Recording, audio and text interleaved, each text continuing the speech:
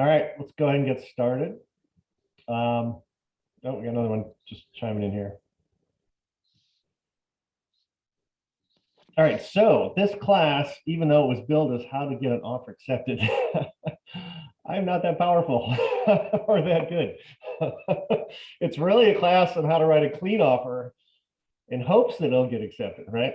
Just for clarity. So if you write an offer the way I suggest and it doesn't get accepted, please don't come throw tomatoes at me and, you know, bomb my house or anything like that. I appreciate that. So I'm going to pull up the presentation here real quick. Share screen.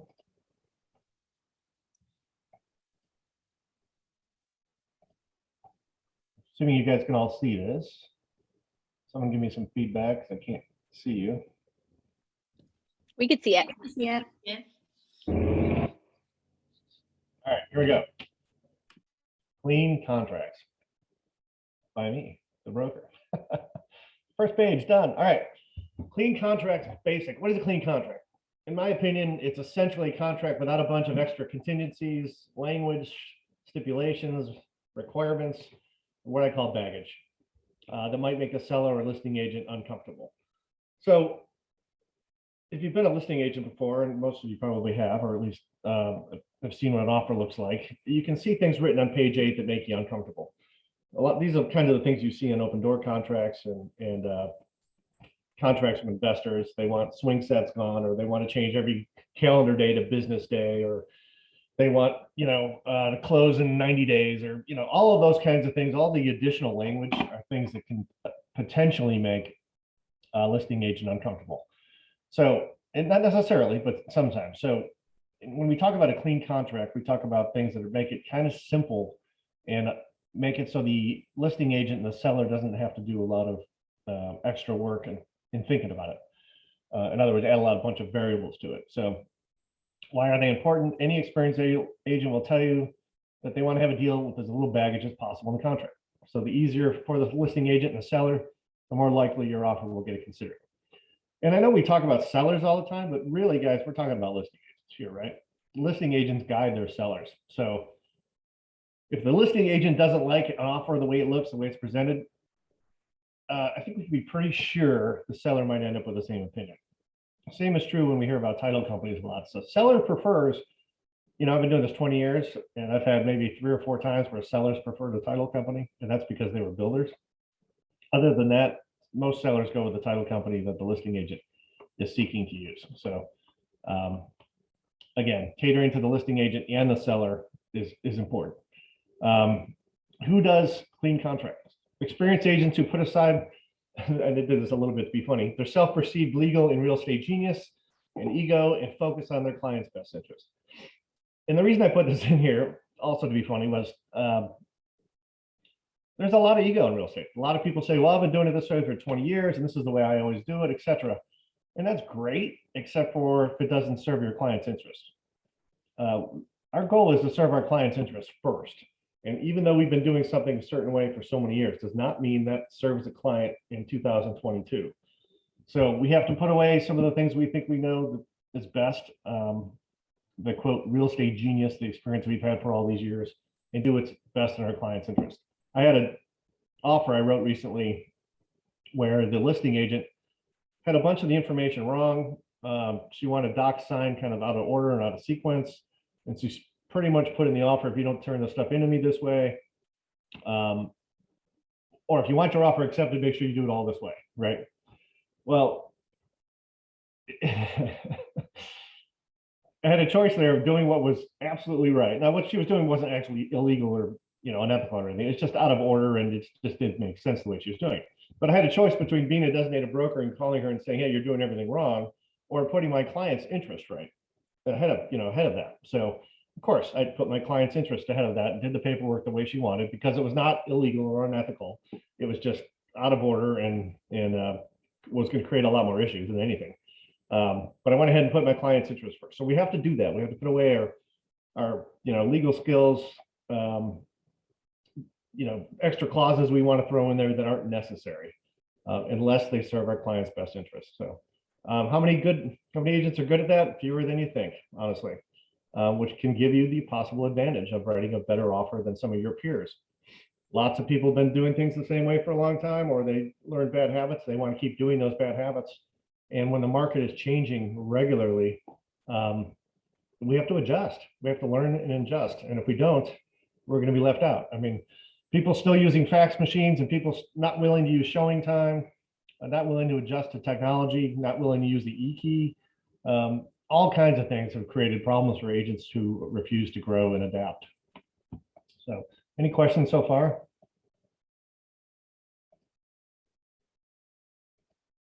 Eric, you got anything to add? Did Virginia join us yet? All right, I'll keep going.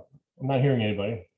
So, I put you all to sleep, or you all think this is really good? I'm going to go with the latter here. Virginia's so oh, good. Okay. Virginia, chime in anytime you like. We have Eric and Virginia joining us today as experienced agents to help us out and fill in any blanks that I forget and give us their ideas as well. So Eric and Virginia, please jump in at any point where you think I missed something or you have a better way to do something or just any advice to add. So feel free to chime in. Well, I'll just add my little nuggets. I agree with everything you're saying. And it is really a big deal to kiss up to the listing agents. I've won several offers because the listing agent said they liked me better than some of the other duplicate offers that they got. And when I receive a text or an email like that, I literally show the buyer, I said, you won this because that listing agent liked me. And so they're really appreciative of that as well. So in the emails, you know, you want to let them know I'm very professional and very easy to work with. I look forward to working with you. You know, so it's, you know, it's a cliche, but you just let them know I'm very professional. And it makes a big deal, you know, like even as a listing agent, sometimes I receive offers and it's in 3 separate emails. Like one is the pre-qualification letter, and then the other email that I get is the offer. And then the other email I get is, you know, the wire and the HOA or whatever, but it's all scattered. You know, I mean, it doesn't matter to me, but to some listing agents, you know, you want to look professional. So send it all, one package deal in one email, all the information. But my little nuggets that I'm just going to share is when you, yes, make a clean offer for sure. But, you know, sometimes now, because of the world we're in, the selling market, the buyers pay for their own home warranty. They don't ask for the seller to pay for the home warranty. So I figure, well, if the buyer is going to pay for their own home warranty, I actually put that in the contract in additional notes. I say the buyers will buy a home warranty at contract acceptance with seller coverage during escrow. So there's some home warranty companies that will actually cover the seller and then at close of escrow transfer the home warranty over to the buyer. Right. So there's maybe like an additional $75 or anything like that. And in the email I put in the comments, you know, it's to provide the seller with extra peace of mind, and it benefits the seller. So I mean, any little thing to stand out, you know, that's something most buyers don't add in their contract. So especially if you've got twin offers, any little thing makes a difference. One other thing that I do, it's kind of sneaky, but in the additional comments, so while I'm touring the home, I'm looking for anything that's military clues, medals on the wall, awards on the wall, boots, uniforms in the closets, anything like that, military photos that are hanging. If your buyer actually wants to buy that home and they like it, and you have clues that, hey, someone in the military lives here, and then I would go check on Monsoon to see if they purchased the home using a VA loan. And then you're guaranteed that, hey, a veteran did buy this house. So literally in the contract, in additional comments, I'll put the buyer wants to thank the seller for serving our country. Nice. That's in the additional comment. So that again is really standing out. And when you receive an offer that says thank you for serving our country, that is like, whoa, that really stands out up against other offers, especially if they're the same as yours. So those are just my little nuggets. Good. Okay, we're going to get to some of those in the next screen. So add more if you think of any more when you get to the next one. I'm just going to give a couple of elements here of the clean contract. Virginia just covered a couple of them perfectly. The first thing I always do is determine what the seller and the listing agent are looking for, right? Again, as I discussed the listing agent earlier, it's important to find out what the listing agent wants because the listing agent is really driving the process. So good communication with the listing agent is important. If you call, if you're just throwing in an offer out there at the wall, like a dart in a blindfold, your offer may not get accepted. But if you're calling a listing agent and find out, what they want, a 1 month lease back, or they need a 45-day close, or, they really need this certain price, or they're really scared to death about repairs, or they really don't want to cover a home warranty, or lots of different things, a seller could want that's important to them. So when you're writing an offer, being able to cater to those individual things, if you can, and if it's in your buyer's best interest, I really recommend trying to do so. Again, it's just part of that communication that Virginia just talked about. You got to have that communication. They have to feel that you're someone they want to work with and can work with and will be professional with, because no one wants to be tracking down documents and dealing with agents that don't return calls and don't return texts. It's a big problem in the industry. So don't be that person. Also, having your buyer be well coached and prepared for the market and the competition is important. If they're out there right now buying a $350,000 house in South Scottsdale and they're going to come in at, $340, I mean, really? They're not being well coached in what the market is doing and what the competition is like. So having your buyer be well coached to the market conditions and the situation is very, very important because they're likely to make a better offer that way and take a little bit more risk in writing a clean offer.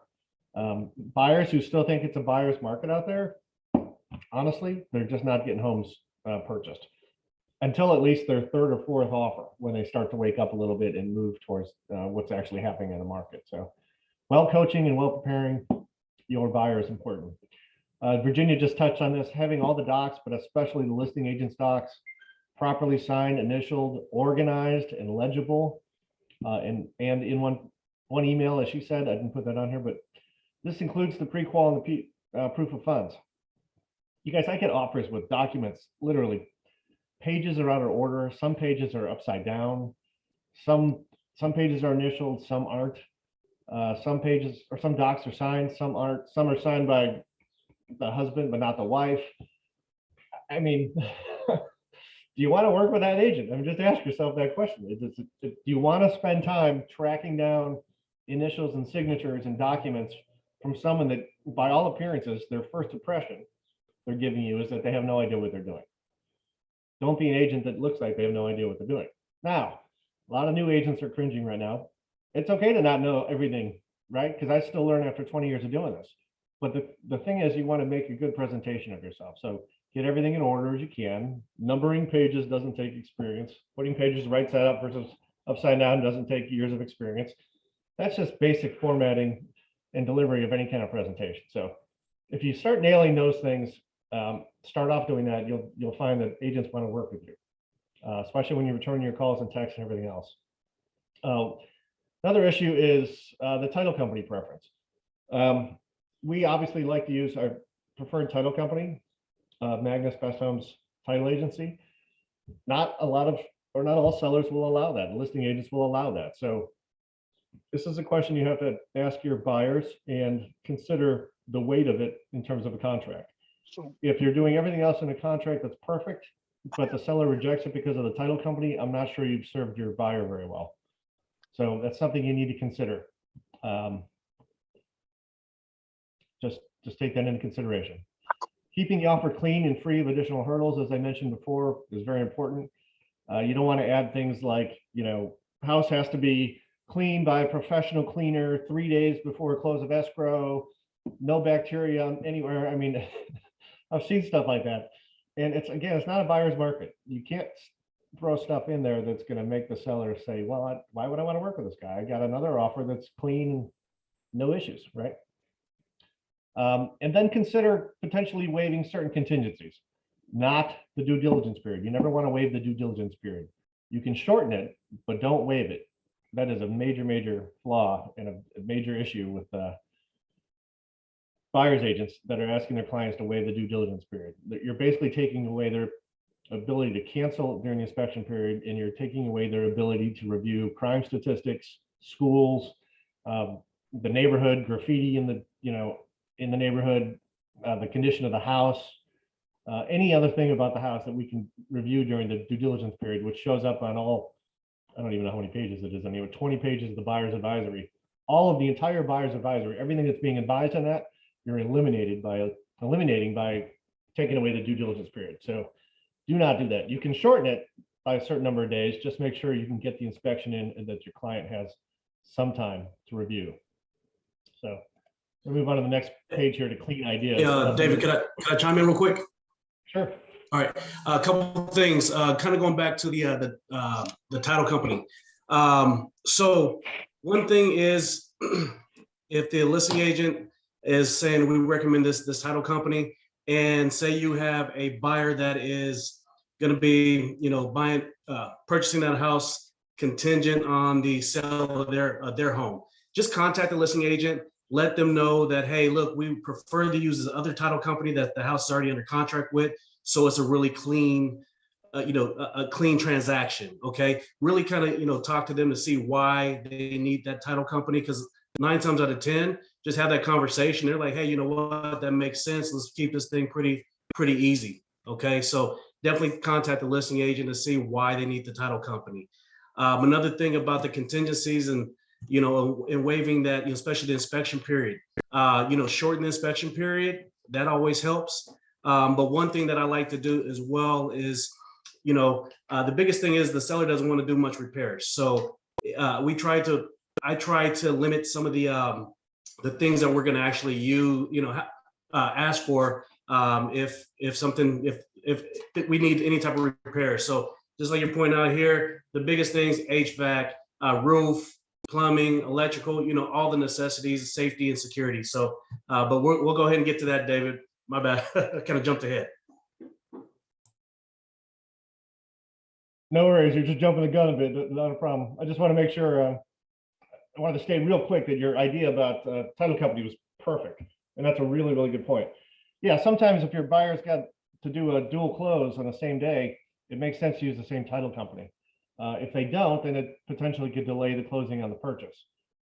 So it's important to be able to have that cohesiveness in the title company. So that's a great point, Eric, which brought up another thing too, is there are some clients, like the builders I often work with, or contractors, they get 30% off their title stuff for being, investors. So you might be able to save the seller 30% of their title costs by using your title company instead of the one the listing agent wants. So as Eric said, open that communication with the listing agent, find out why they want to use it. Maybe they're, Shirley's their best friend and the favorite escrow officer, but there isn't really a reason beyond that. And if there isn't a reason beyond that, and you could save their client 30% of costs, they might just go for it. So again, that communication with the listing agent and find out why they want the things they want is just critical. So thank you, Eric, for chiming in there. So clean ideas. It was not a very clever page title. Sorry, but that's all I had at the time. A couple ideas here. Shorten the inspection period, but ensure that it could still be completed. So as I said before, you don't want to take away the 10 days. You can do down to, I've seen people do down to 3 and 4, but before you do that in the contract, you want to make sure you have an inspector lined up, because if you don't want to do 3 days, if your inspector can't show up till the 4th day, right? So that's part of communication and organization. Limit the inspection repairs to a certain dollar amount or item. So as Eric just said, the HVAC is critical, roof is critical. For some people, the termite's critical. So you can limit it. So buyer will not ask for repairs unless there's a problem with the HVAC, or unless the roof needs to be replaced, or unless there's a termite treatment that's warranted. So you can limit those to a dollar amount even, and say repairs under $5,000 or under $250 or $2,500, we will not ask for. The other next option is to eliminate repairs altogether, but you still keep your right to cancel in the BINSR. So again, you're keeping the due diligence period. You're just saying that we're not going to ask for repairs. Now, a lot of people like to write on page 8, the contract is as is. The contract already is as is. So you don't actually need to write that in there. The only thing that's advantageous about doing that is if you're going to write, this is an as-is contract and buyer will not ask for repairs. In that sense, it makes sense to write as is if you want to, but it's not necessary. The contract is already an as-is contract with the stipulation that a buyer can cancel and still ask for repairs. I did cover this last week in an email. I just want to go over this real quick. If you write into the contract that your buyer is not going to ask for repairs, which means they're not going to use the BINSR to ask for repairs, and then you go ahead and do use the BINSR to ask for repairs, your buyer cannot cancel at that point and receive their earnest money back. Once they've waived their right to ask for repairs, they cannot cancel because the seller won't do repairs. That totally makes sense, right? Anyone have questions about that? Because I want to make sure that's very clear. You know, All right, I we'll go had back to a client that, you know, I showed them a couple of houses. They didn't want to put an offer on it, but then kicked themselves for not doing it. The house came back up again. But after talking to the listing agent, he told me, I asked him, you know, why the house fell out. And he said, because there was a lot of repairs. I mean, he named about 20 different things. And some of them, you know, was part of the roof and, you know, so, but he also said that the owner did not want to make any of those repairs. So we kind of passed on it again. And then I called them back to find out who actually, you know, won or what had happened. And he said that a candidate who just totally didn't ask for any repairs, you know. To me, that was kind of, I don't know, you know, kind of sneaky or whatever you want to call it. Why would I want my client to take a house when I already know that there's like 20 different problems with it, but the person who won actually probably didn't know, maybe, I don't know, but they waived everything. That's not helping your client, I would think, correct? Yeah, so the issue, a couple of issues there. One is if the buyer who eventually bought it was disclosed, right? If the seller disclosed all the issues with the house and they had full disclosure, then the buyer has every right, you know, at that point to move forward. We can agree whether or not we think that's wise, right? But if the buyer's been disclosed to and they are aware of everything wrong with the house and decide to move forward, I mean, we may not know what, you know, this could be, they could have been trying to buy a house for 18 months, right? Mhm. Unable to find a house, and they're living in a van down by the river at the moment because they don't have a house. This could have been the house that, so you know what, I can fix these things up. The guy could have been a contractor. He might have, you know, friends and relatives that are contractors, all kinds of things that could be in that case for that buyer that allowed him to feel comfortable moving ahead. Or he might have just had a ton of extra money laying around too, and not be too concerned about those things. But the key thing is that the seller disclosed those things. If the seller did not disclose those things, then yeah, Pat, that's a shady issue. And you know, unfortunately, we can't really know that. But yeah, the sellers or buyers have a right to do that, waive stuff. Our job is to counsel them to make sure that, you know, they're fully aware of everything. And that's why we have them sign off on the insurance claims history. We have them sign off on the seller's property disclosure, septic disclosures, any kind of disclosure where there's anything that the buyer could come back and say, well, gosh, if I'd known about this, I wouldn't have bought the house. So we want them to sign off on all those things where they learn about these things. So we are covered down the road. It's just very important that, you know, that happened in that case. So the other thing too, Pat, is if the buyer's getting a deal on the house, you know, maybe the seller said, look, you know, we've had 18 offers, 3 contracts. I'm going to cut the price by $20,000. Maybe the buyer got a better deal.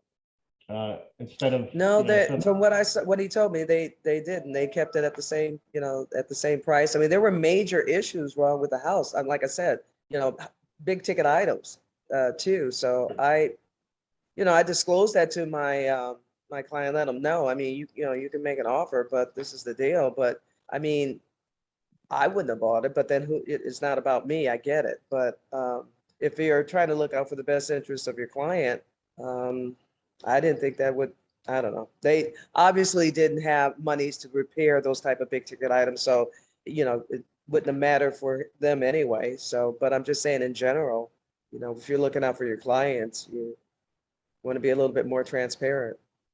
Hey, Patricia, Yeah. real quick. So I've dealt with, coming across those before in the past. And one thing that I kind of, I talked to the listing agent, hey, is there any way that you could send over that inspection that was done?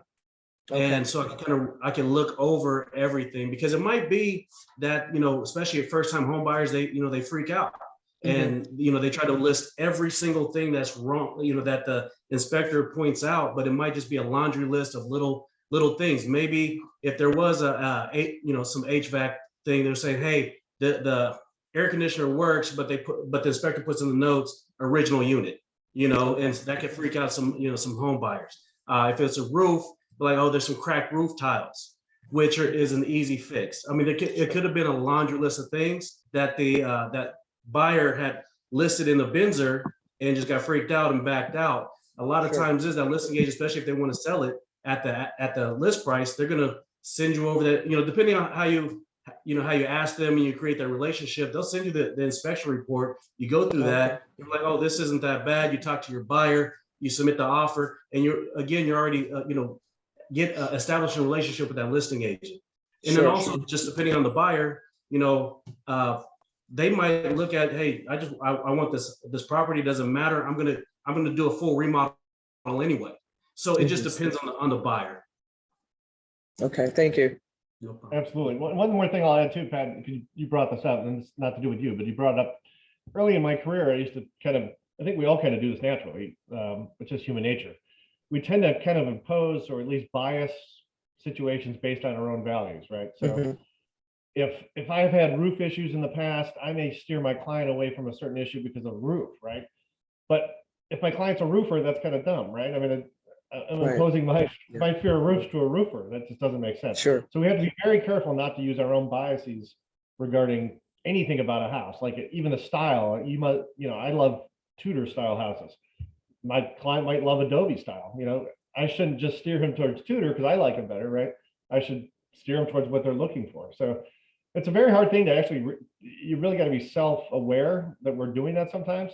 And I still do it after 20 years. I have my own biases of where, certain trees or, I don't like houses at the end of a street because, you turn right, you turn left, or you stop at the stop sign. The headlights are going right in the living room, right? So that's a bias I think my clients all appreciate as well, but it's something I tell my clients, right? So we just have to be careful the biases we put on our clients and say, well, I wouldn't live there, or I wouldn't want to live in that under the mountain or on top of the mountain or wherever. Again, that's one of my biases as well. I think the mountains are the coolest things in town to look at. So why would anyone want to live on top of it? Because you can't see it. Right? Okay. So as I like to say, it's different strokes for different folks. And as Miranda Lambert says, I'd like to quote, is it takes all kinds of kinds. And one of the things I've been telling people for years is you go find the ugliest 10 houses in town in the entire valley, and I guarantee you all 10 of them are occupied.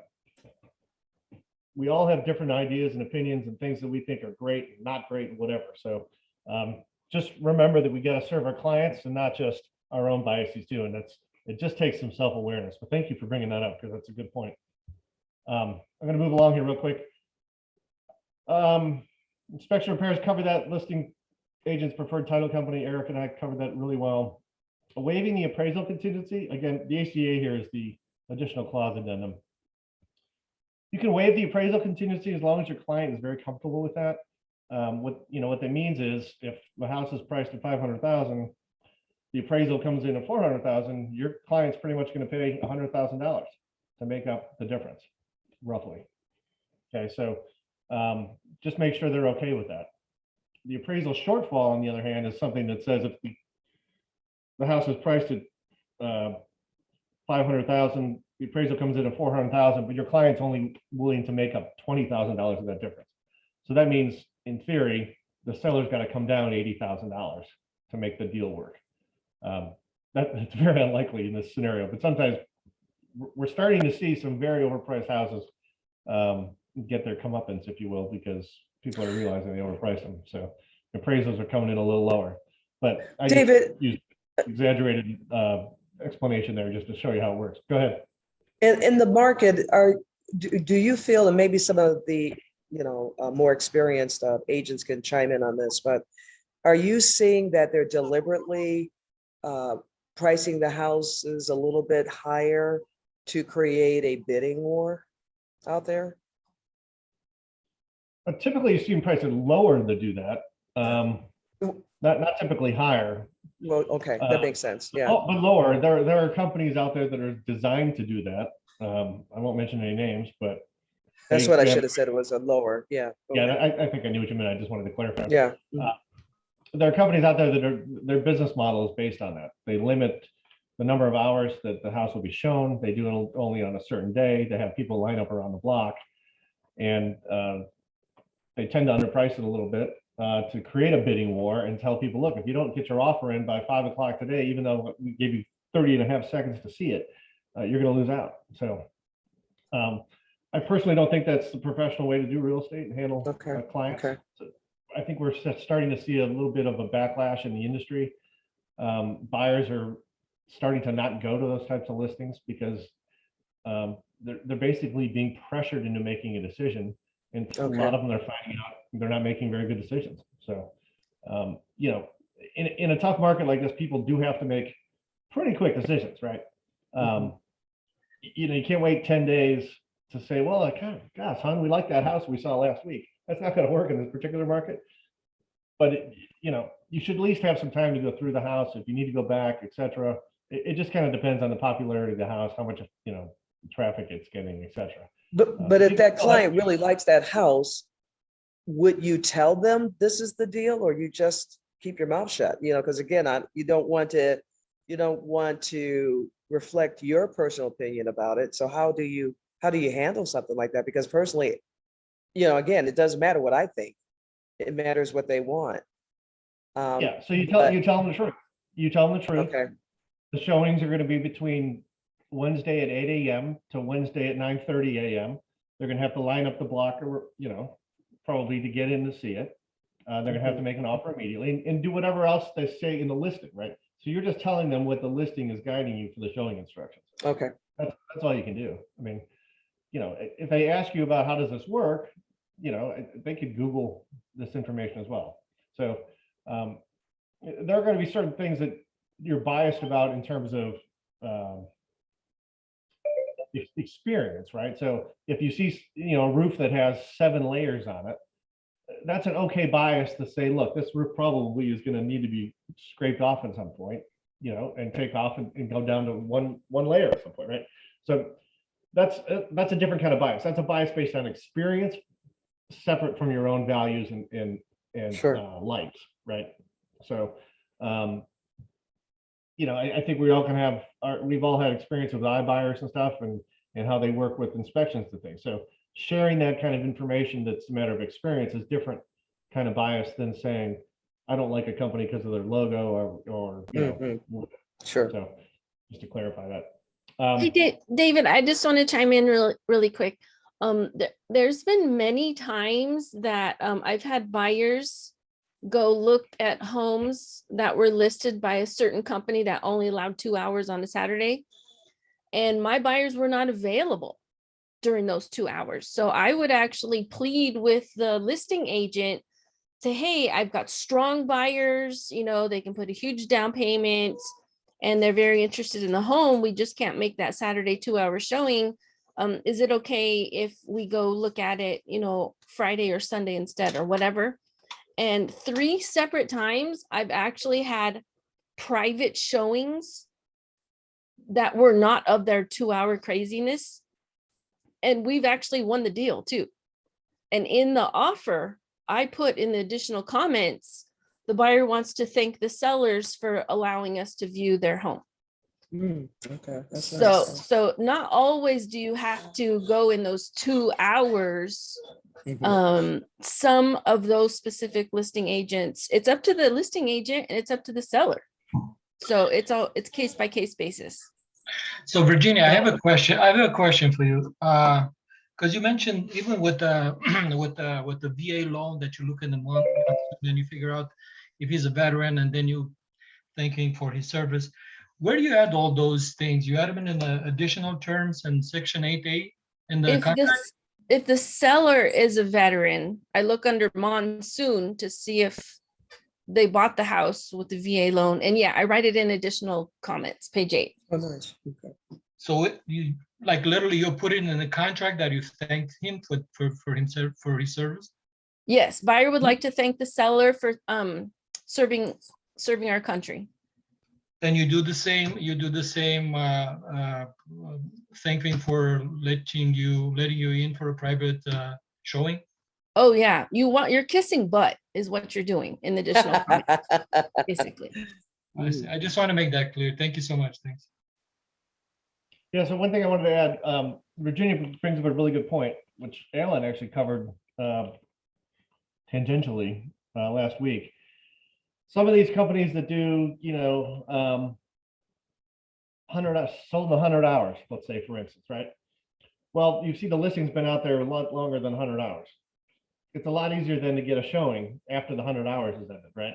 So after they've done their whole big marketing pitch and they haven't been able to get the price they want, the listing agent is usually a lot more compliant about letting people in. So pay attention to how long it's been on the market. The point I was going to make about Alan is some of these companies that do this short-term listing thing, they have some of the highest turnover and cancellation rates of listings. Oh, wow. Because they're promising something that in many cases they just can't deliver. And then they get upset. And they have a special addendum, on my understanding, is in the listing agreement that if they don't sell it in that amount of time, they could cancel. And many do.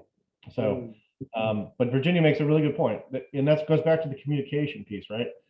If the other agent likes you, or if you've had experience with the other agent, or you're being nice, or you've got some special circumstance, it doesn't hurt to call and see, what you can get done. So Virginia's absolutely right. I mean, buttering up the other agent and being nice to them and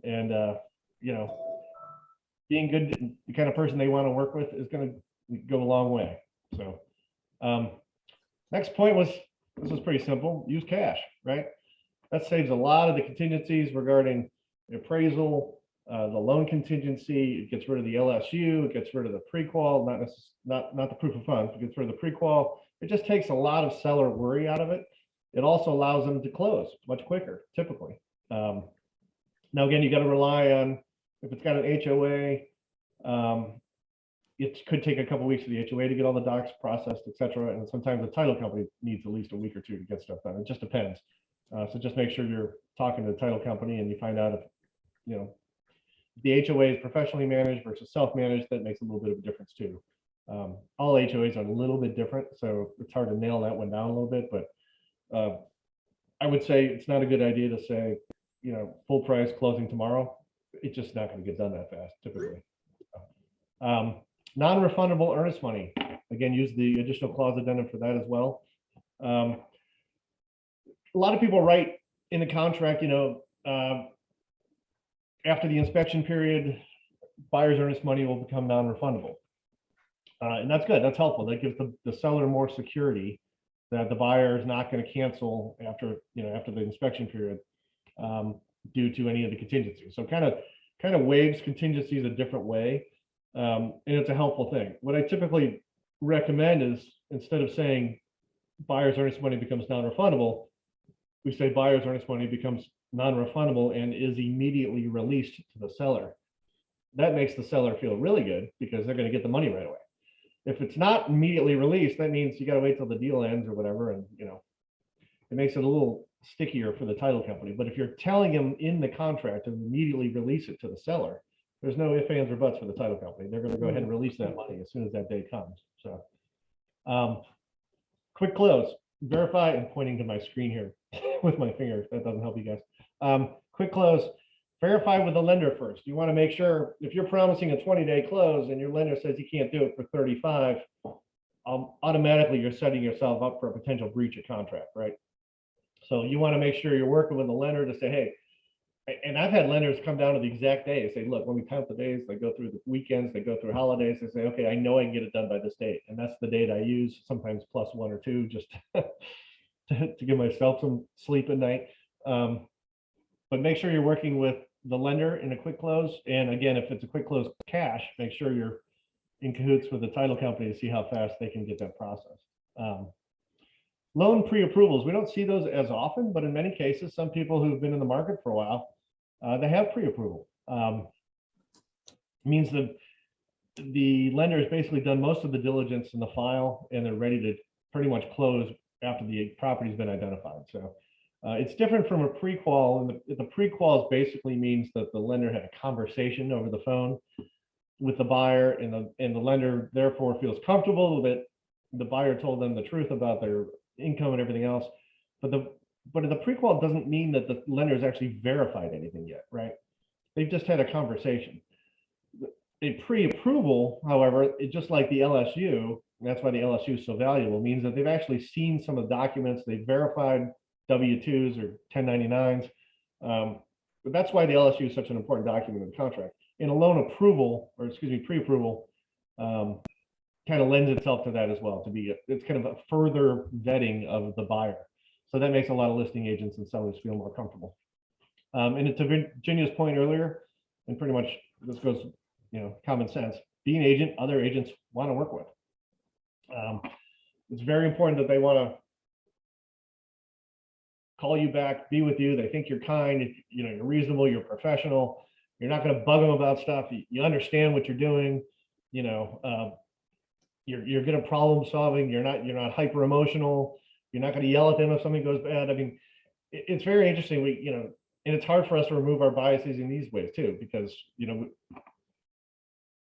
is the best offer from the nicest agent? Not necessarily. We have to put our client's best interest ahead of time. So if there's, ahead of everything. So if there's an agent we may not like as much, or we've had bad deals with the past, but they're coming in at $25,000 above any other offer, and it's a good offer. I mean, we have to present that just as equally and fairly as all the other offers. So, and let our seller decide. So, it's a tough balance, honestly. I mean, you just got to be careful. But you want to present all offers fairly. We have to present all offers anyway, ethically. But seller often will ask you, what do you know about this agent? What do you think about this deal? They'll ask for your opinions. So it's very hard not to, to give them some kind of an opinion. But our primary concern, besides treating all the public honestly, is our fiduciary responsibility to our own client. So what is that, my last screen? I think it was. Anyone have any questions? So David, Yeah. Got a quick question for you regarding the waiving appraisal contingency, right? Last year, especially last summer, things were just insane, right? And I never had to get to this point, but I did contact my a title company to see how they would pretty much read the contract. So pretty much what I'm saying is, so my job as a buyer's agent is protect my buyer and their interests, and especially their money, right? With their especially earnest deposits. Now, with if it's an FHA buyer, as you know, FHA has to do the seller listing agent. They also have to sign on the FHA amendatory clause. Mm-hmm. That FHA amendatory clause, would that trump the appraisal contingency if the appraisal went south and they'll be able to get their earnest money back? Great question. Yes, federal law always trumps any individual contractual, agreement, right? We can never contract anything this is exaggeration, but we can't contract anything that's fraud, right? So you and I can't have an agreement that we're going to break into someone's house and steal stuff, right? Because that would be a contract based on fraud. So we also can't do contracts that are based on something in opposition to law. So you and I can't say, we want to discriminate against certain, Smurfs or something. We both don't like Smurfs. So we don't discriminate against Smurfs. We can't make a legal agreement based on something that's illegal. So yeah, the mandatory clause is a really good point. Buyer and seller can't remove stuff from the contract that's not legal. Just like people try to do the septic all the time, right? The seller is required in Arizona to have it inspected. So buyer and seller cannot agree to waive that. They just can't. Just like they can't waive the lead-based paint disclosure. Those are all just embedded in law. So too with the disclosures, and people try to waive disclosures all the time, the spuds and the claims history. Well, state law requires disclosure. So buyer and seller can try to, waive them if they want, but they're in violation of state law. The seller is still required to disclose that. So yeah, to answer your question, the mandatory clause does trump any agreement between buyer and seller for the appraisal waiver. Definitely. So Perfect. really good question. Thanks for bringing that up. Somebody's got to have some other questions out there. I have a question, but it's kind of more like looking for advice. So the last 2 offers that I've put in have been beat out by somebody else using a waiver of their appraisal. Do you guys have, is that happening for a lot of offers? Is there another way around that? So you're saying someone else is like somebody's basically waiving it, you're losing the deal to someone who's completely waived the appraisal? Yeah. My dad and my grandfather used to say a lot of people have more dollars than cents. So if someone's got a ton of money, it's going to be hard to beat that. It just kind of depends on the house location, how much interest there is, because there's always going to be people either with cash or people that, they only want to pay so much for a house and they only want to mortgage so much, but so they're looking at $400,000 houses because they're willing to pay $500,000. That's the problem. And it's how do you weed those people out? You just can't, because there's no way to know what they're going to do ahead of time. What you can do, and I've had conversations with listing agents before, and say, look, you priced this at 450. The best comp that closed yesterday is at 400. I'm sure you're looking at offers for 500, but reason tells us that it's not going to appraise $100,000 more 30 days from now than it did yesterday, right? So I have a really good client, a really good offer. It's reasonable in the comps. It has to appraise. Please consider my offer. We're going to waive some other stuff. We're going to waive repairs, or we're going to make it simple. We're going to use your title company, but we're not going to come in 100 grand, because the other agent coming in 100 grand or 50 grand, whatever I said it was, too high, is probably betting on the fact that the appraisal is going to knock it down, right? Mm-hmm. And that puts the seller in a tough spot too. The seller gets all excited about this $50,000 over offer, and yet if they're not counseled well, they're going to be in a world of hurt, thinking, where did that money suddenly go, right? And they may like you better anyway. They may like your offer, or they may like something about your offer that's better.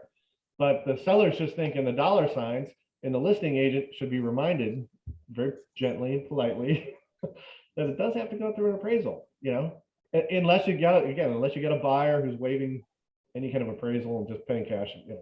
Those guys you can't almost compete with sometimes. But for a loan deal compared to a loan deal, some of these guys just make outrageous offers, knowing that or knowing, or pretty much hoping that the appraiser is going to knock down the price. So it's a game people play. I don't think it's a very safe one, honestly, and I wouldn't recommend it, because what if the appraiser agrees? Yeah. Suddenly your client's paying $50,000, $100,000 more than the house is worth. I'm not going to be very happy with you as an agent if they're way overpaying market value for a house. Especially not right now. Right. Yeah. Right. I'm sorry that deal didn't go through, Carly. I know we worked on that together. So I know all of them seem to not be working out, but it's always that somebody waived an appraisal, and I just don't want to do that yet. yeah, I would just have that conversation with them and say, look at the comps and say, hey, I'm just, agent to agent, I'm trying to move to town. Play the sympathy card. It would if they would answer my phone calls, but nobody wants to talk to me. I'm not That's so hard. not getting any answers or anything, so can't play That's the sympathy card. That's very frustrating. Sorry about that. But I was told that if you waive the appraisal, you're still kind of getting the appraisal during the inspection period. Is that true, or? Well, I mean, you still technically, if it's a deal based on a loan, you're still going to get an appraisal. But what you're Okay. saying by waiving the appraisal is the appraisal doesn't matter. So if the house is $500,000 and the appraisal comes in at $200,000, you're basically saying as a buyer, you don't care. You've Okay. waived the right to cancel based on that discrepancy. Okay, gotcha. Okay.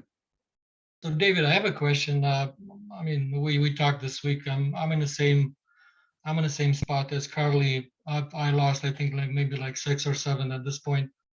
And we put an offer this weekend on a house that was, the listing price was like 465, and we went up to 460, 478, 500. And we did a shortfall on $5,000 on the appraisal, I'm sorry, that waiving the appraisal. What happened now, it came back to me on Monday night. No, actually, yeah, Monday night, it came back to me that the seller doesn't wanna, he's gonna wait another week because he doesn't like the price.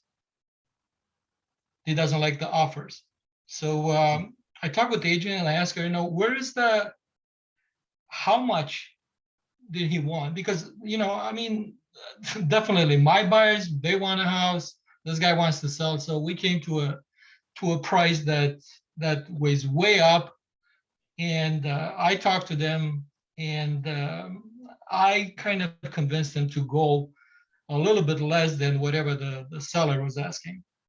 And we put a shortfall on $20,000 on the appraisal. And I have a question. So we did that last night, and I put a 48 hours limit for them to kind of force him, because he said he wants to show the house this weekend. And we told them we need an answer by Thursday at 8 o'clock. And it's a pretty strong offer from my point of view. If I don't receive any answer by that time, can I get out? Or what's the dynamic after? If you can give me a few scenarios, what's going to happen? It's not like you're the guru of that, but if you can somehow walk me through. Yeah, so answer your first question, once the offer expires, the offer expires. So a lot of you guys on the call get angst because I make you guys do addendums after the offer is accepted after expiration, right? So we need to do an addendum to fill the gap. So the offer, once it expires. Now, that said, 20 years of doing this, I've never seen a buyer not be willing to move forward, even though a response came, 8 hours, 24 hours later. If the buyer still wants the house, they're willing to extend the offer period, right? But in some cases, and this may be, your case too, if the buyer's looking at multiple houses and one of the offers expires, they may say, all right, I'm submitting that next offer the second that one expires.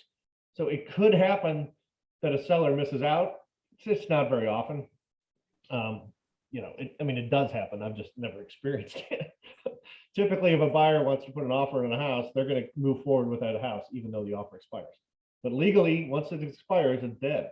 So the seller doesn't have to do anything with it. The buyer doesn't have to rescind it or anything like that. So. No, but my question was like, we kind of forced them to give us an answer by Thursday at 8 o'clock. So we give them a 48 hours window. Because as I said, he wants to show the house this weekend too, and we want to avoid that. So we give him, we're really close to the amount that he was asking. And my question is, like, if we don't receive an answer by 8 o'clock on Thursday, then we're out, and he can do whatever he wants to do with the house, or either lower the price and make another offer because it's really, we're talking about $5,000 for whatever he wants and what we offer. Right. So let me try to state it a different way. So yes, as soon as the offer expires, it's done. Okay. The buyer's concerned or the seller's concerned. All right. Now the seller can say, look, and I've done this times too. Some buyers only give you 8 hours, and you can't even talk to your buyer or to your seller until tomorrow, right? So I let the buyer's agent know. I said, you gave me an 8 hour window here. I mean, seriously, I can't even read it in under 30 minutes. I can't even read it till 8 o'clock tonight because I'm showing houses all day, So I would call the buyer's agent and say, look, I just need more time. Are you guys okay with that? And usually they're okay. But my point to the to answer your question a different way is, if the seller is not responding, they're under no obligation to respond to you at all. Okay. So if your offer expires, you consider it a rejection unless you've heard, we need more time, et cetera. Correct. But my point of 20 years of doing this is that never has it happened that, in my experience with my own clients, has a seller come back and the buyer not be willing to continue on. So what I'm trying to say is, it's a false deadline. It's meaningless, because the buyer almost always will say, oh yeah, well, it's 9 o'clock now on Thursday. Yeah, we'll still take the house. Or it's 10 o'clock in the morning now on Friday. Yeah, okay, we'll still take the house. So it's kind of a false deadline for Right. the seller. It doesn't really motivate the seller to do anything. All it really does is protect the buyer from the seller signing the offer at a later date. It's really a limitation for the buyer's offer, for the buyer to be able to move on to another property. It doesn't force the seller's hand. Now, in a buyer's market, that changes a little bit, right? Because buyers may be looking at 20 houses to choose from, Right. and they could write offers on any one of the, other 19. So in that case, the seller may say, crap, we need to sign it now so it doesn't expire. But in this market, there's no onus on the seller to do it. We'd Yeah. like them to. We like to have responses. That's a professional thing to do, right? But we all know the reality out there, unfortunately. I mean, poor Carly can't even get people to answer her calls. Yeah, I've been there too. Yeah, it's frustrating. It's a tough world, but we'll try to Does survive. that make sense? Did I answer that in a way that makes Yes, sense? yes, definitely. No, it was just time wise. If there is, I mean, I know on their end it's going to be like whatever, but but like legally there is we can put, like you said, 8 hours. There is a legal wise, there is a time limit when they have to respond. Let's say between 8 and 24, or maximum 24 to 48 hours. Legally, there is a somehow a limit for that. Well, the contract puts the limit on it. So whatever you say the I offer see. expires. So I think you said Thursday at 8 o'clock. Yeah, That's the limitation. 48 hours. Yeah. Yeah. So in other words, what I'm saying to you is, if they return it at 9 o'clock on Thursday, No, it's fine. well, that's typically it's fine, right? The buyer's still going to move forward, but your buyer at that point has the right to say, sorry, the deadline was 8 o'clock and you didn't deliver it by 8 Correct. o'clock. Yeah, And that's true. Even if it was signed at 5 o'clock, if it's signed at 5 o'clock but not delivered till 9 o'clock, it's still not a valid contract. got So- it. Thank you so much. Yes. Sure. Hey, David, I was going to share a couple of ways that lately I've been structuring some deals. I kind of did a little quick training class on it last Monday, and this might help out a couple of people, especially if you're going above the list price, but you still want to protect your buyer's money, okay? Because I kind of structure it using two tools. One is the appraisal shortfall. The other one is using an escalation clause. Okay, so again, I say, for example, the house is 400,000, right? And you want to put a strong offer in. You ask your buyer, hey, what's the highest you would actually go on this house? And just like Elvis, like you had said, your buyer went over, $20,000, right? Me personally, I wouldn't go and actually put the highest up front. What I would do is, hey, we're going to do $400,000, and we'll do an escalation clause up to $420,000, and I'll beat any bona fide offer by $1,000. So one, I'm going to beat the next best offer without breaking the bank, and so I'm protecting my buyer. Okay, so I'm not just going to give them an additional 20,000. We don't. Eric, so you're saying Go ahead. But if the highest bidder is over 20,000, then Well, again, my buyer, all he wants to do is max out at 420. So if that was the Okay. case, then it just doesn't work out for my buyer. But say Okay. if the highest offer was 410, if I left it at 420, then hey, I paid $10 additional $1,000 for no reason. So Sure. if I did the escalation clause saying I'll beat beat it by $1,000 up to 420. If the highest offers were 410, I just won it at 411.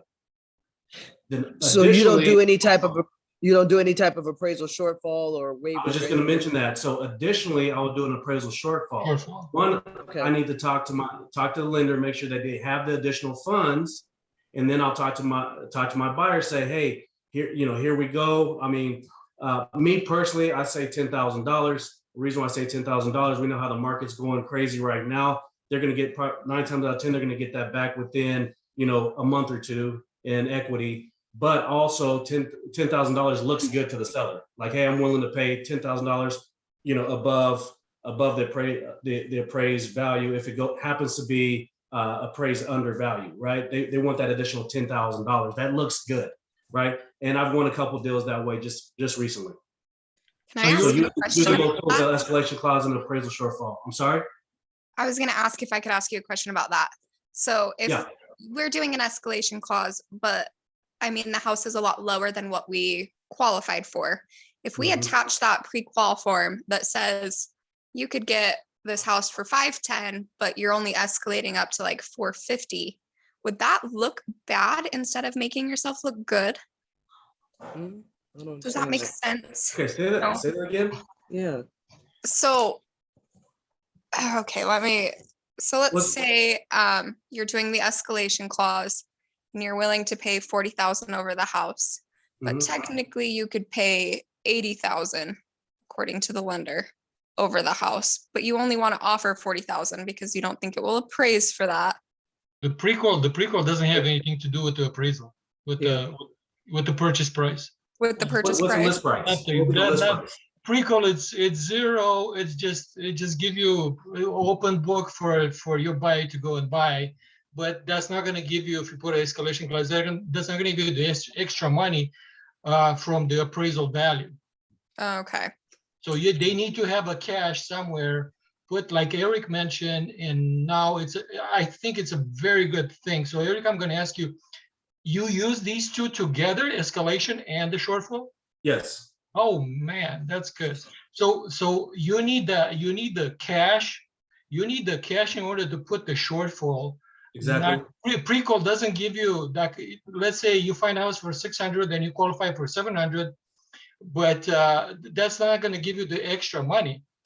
It No, doesn't have anything to do with that. because Appraisal- the bank is only going to finance what the house has been approved for. Correct. Yes. Okay. That's just what I was wondering, if it would look bad if they qualified for more, but they were offering Mhm. what the house was worth. So yeah, that was my question. But Eric, Carly, actually, here's one thing that that's a I'm very good question. a little confused with is that you do the shortfall and you do, the escalation clause. Now, they're two separate things though, right? So in other words, if you do the shortfall and it's $10,000 and the house is appraised under 10,000, then you'll just use that money towards that. You don't have to actually also put in, since you said you did the escalation clause, that will be omitted then? So here's the thing. All right. So let me kind of back up.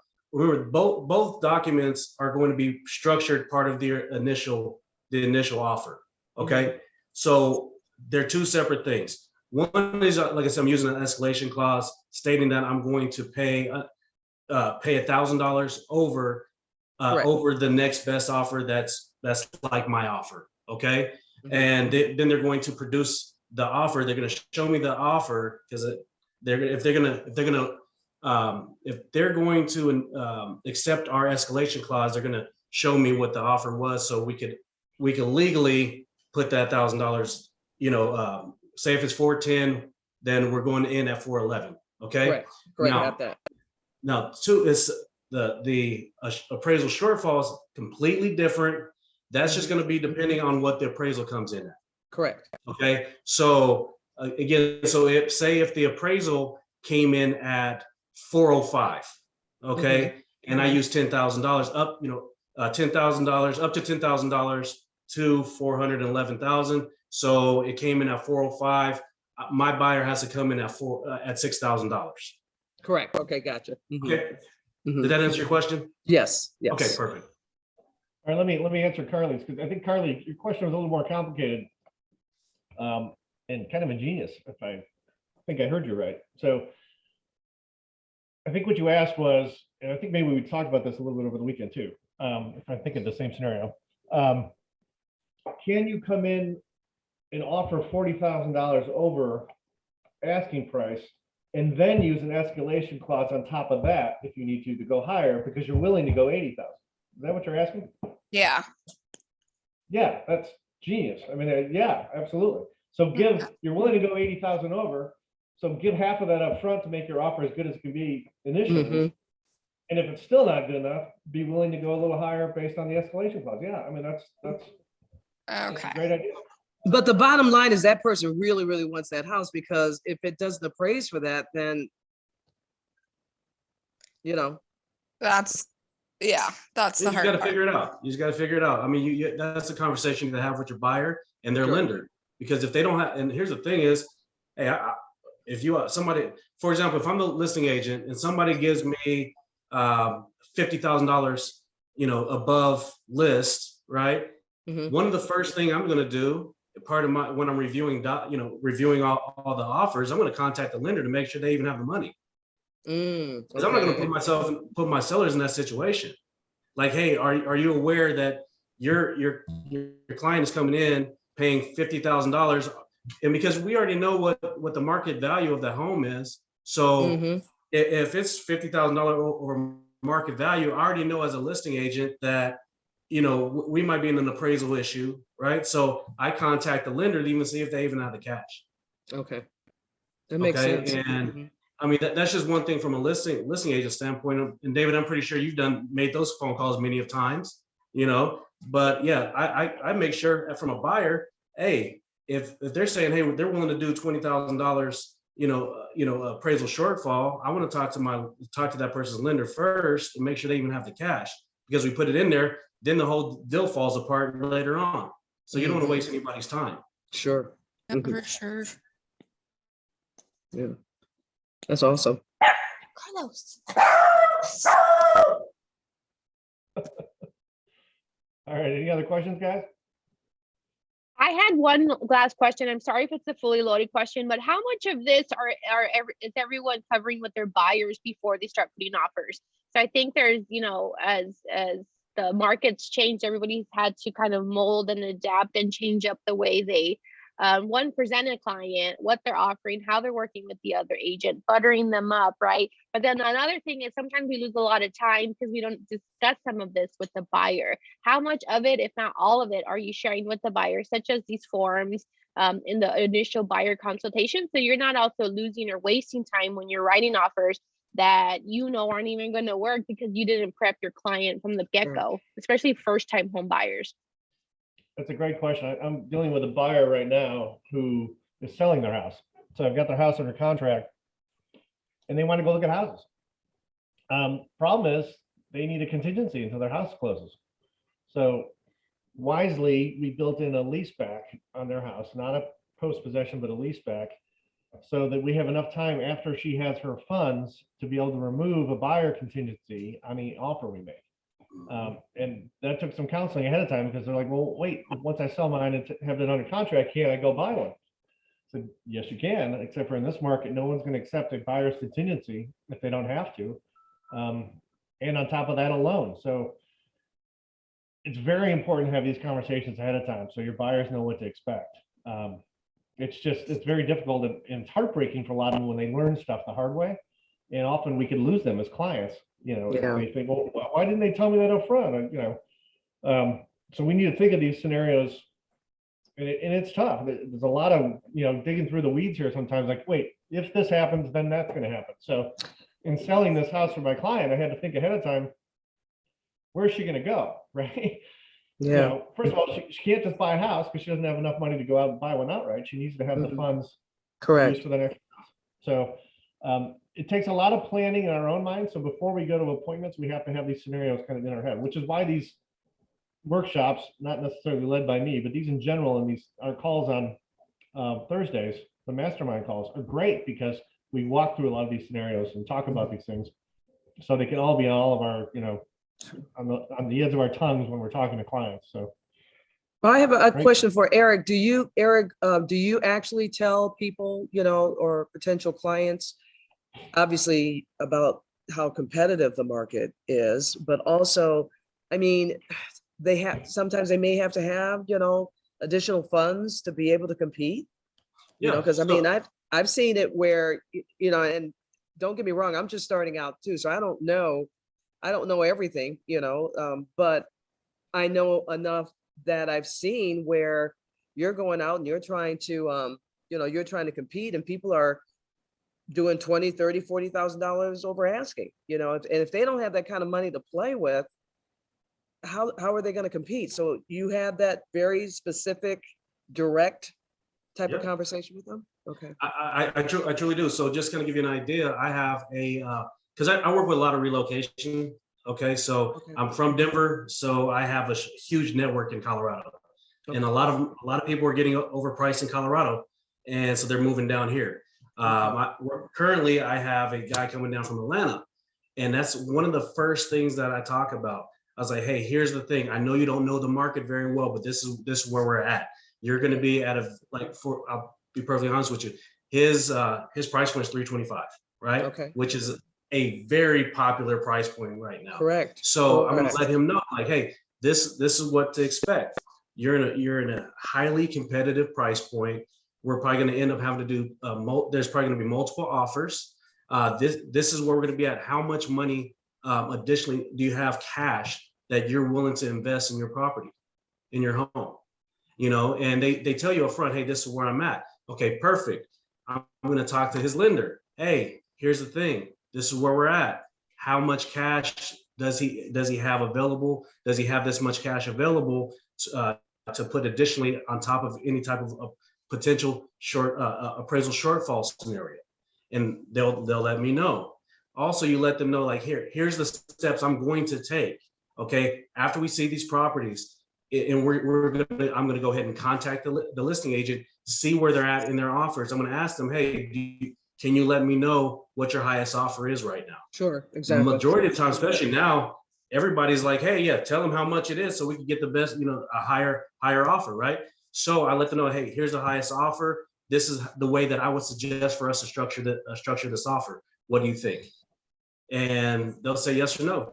But yes, I'm 100% transparent with everything that I'm going to do, everything I'm going to propose, and all the actions and steps that I'm going to take to make sure we can secure the house for them. So if the lender says, well, John Doe only has $20,000 to play with, and then the listing agent says, you know what, my highest offer is $30,000 over, then do you just still submit the offer, or do you just? I'm going to talk to my buyer and let them know the scenario. It's going to be up to him. I was working with one of the agents in the office, I believe last week, and we contacted the listing agent. This was their highest offer. This is what the buyer wanted to. This is their max, and the buyer said, "Yeah, submit it anyway." Even though we told them, like, "Hey, this is going to be 9 times out of 10, we're not going to get it, okay? Because this is where they're already at. We're way below." But we do. We have a fiduciary to our buyer, our client, Correct, right? that's true. So we submit it anyway. We give them all the facts, and then when we get our head chopped off, it is what it is, and we just keep it pushing. You know what I mean? So just be as honest and transparent as possible. And then you're building that rapport and that relationship with that buyer, and they're going to trust you even more down the road when you do have to have those difficult conversations. Sure. Say, hey, well, especially when we get into the inspection stuff, and be like, hey, this is that, and again, you're gonna look like a superstar. You're gonna look like a professional that you are. Okay. So Yeah, on top of that, your offer might be better. Remember, it's not the dollar amount, right? That's the best part of the deal. I mean, if someone could be offering $75,000 over asking, but if they can't close for 6 months, that's not probably in the best interest of your seller. So an offer that comes in at $10,000 low that can close in 5 days may be better than an offer, for $50,000 more that's got a buyer's contingency, a loan contingency, only puts $500 down and can't close for 35 days. So the value on offer is going to have all of the elements, and that's why it's important to make sure we go through every page of the contract so the seller understands what their bottom line is. Um, And you do all of that. So even though the seller said, yeah, I have $20,000, you're still going to talk to obviously the lender to find that out before you even go out and start looking at homes, is what you're saying, Eric. Yeah, I mean, so whenever the lender sends you over the PQ, because you're not going to go and start looking at houses without a PQ, right? So you have to have that conversation with the lender. Well, I hope not. You well, know? no. I mean, Yeah. I mean, I'm not going to say, as I was learning that I kind of did some stupid things, but it is what it is. I mean, I'm growing, I'm learning, and I'm open to, being the best that I can be. But now, after getting my butt kicked, yeah, I'm not doing it anymore. Yeah, I mean, that's one of the conversations that I have, with the lender. And then Okay. also, especially if it's a new lender, say if your buyer brought in their lender and you have that conversation with that lender and you start, speaking a different language to them too. And they're, some people, some lenders don't even know about appraisal shortfalls for some odd reason why they wouldn't, but some of them don't. And you're going to look like a specialist. You're like, oh, this chick knows what she's talking about, and you have that conversation at the very, very beginning with that lender and Sure. see everything, you know everything about that buyer. And it's necessary. Okay. And again, newer agents, please do not start showing properties without a PQ. Okay. Please don't do it. I mean, you're going to be heartbroken. Okay. You're wasting time and money, especially these gas prices are insane. So Yeah. please don't do it. Okay. So Yeah. Well, Eric, I want to say thank you so much because I think these are great tools, Yeah. and you've given us good verbiage when we are in such a competitive market, especially Yes. for me. I'm new, that's been really focused for the last 8 weeks and still don't even have a contract. But my big thing is I would love, just like we have the scripting for opticals when we're doing our lead gen, I think because this is a huge obstacle, especially for us newer agents that do not know the avenues to make our offers more attractive than others. I think I've written down pretty much verbatim of what you said, but Melissa or Eric, if there's any way we could have a PDF available to people like myself, Pat, I think, is it Kyla or Kylie? I think that just sets us up for success, because as far as I'm aware, we don't have any verbiage for these type of obstacles. So here's the thing, guys. Are you guys, any of you guys in Prescott? Or are you guys all pretty much local? It doesn't matter. We'll go wherever we need to go. Okay. Yeah. Well, the reason why I asked every other Monday from about 11:45 noon to 2 o'clock, Melissa reserved the conference room for me, and I've been doing agent trainings every 2 weeks. This actually, the next one is going to be this next Monday. So if you guys want, and I'm so no offense, guys. I've told Melissa this. Melissa's been trying to get me to do a Zoom training for forever, but I'm like, hey, if people want to learn, come, let's go to the office. You learn, personally, I think you learn better hands-on anyway. And I even passed, I mean, like the last one I did last Monday, we actually went over escalation clauses as well as the appraisal shortfalls in detail. It took 2 hours to do. And they both got paperwork that I use, actual, I took out the client's names, but here goes a example of my exact offer that I wrote, just so we'll go over that stuff. So this next Monday coming up, like I said, I always tell everybody 11:45 over at the office. I will be there, and so will a lot of the people I've been working with, including some of my team.